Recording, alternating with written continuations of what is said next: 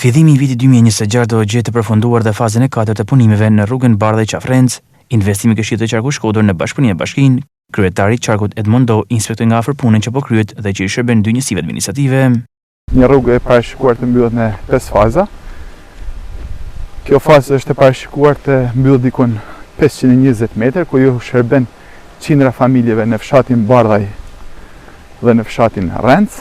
Janë rreth 5 km rrugë, të cilat janë parashikuar të mbyllen nga Këshilli i Qarkut Shkodër. Këto janë përfituese të drejt për drejta dy njësi administrative, njësia administrative Rrathina dhe njësia administrative e Gurit Zi.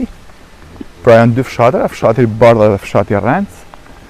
Në këtë fazë, pra në fazën e 4 mbyllim komplet investimin për sa i përket njësisë administrative Rrathina, pra shkojmë deri në kufi të njësisë administrative Gurit Zi.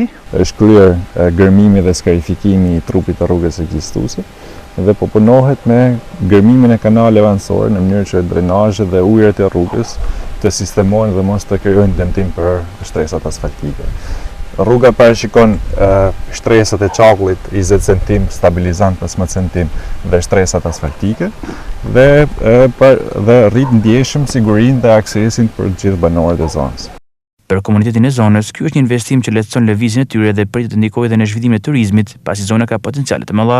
Po bëjmë asfaltimin e rrugës rreth 520 metra dhe mbyllim këtë segment në njësinë Rrathina. Ky investim i shërben këtij komuniteti që për nevojat e komunitetit për shkuar fëmijë në shkollë, në punë dhe i shkurton një pjesë të kësaj rruge të mirë.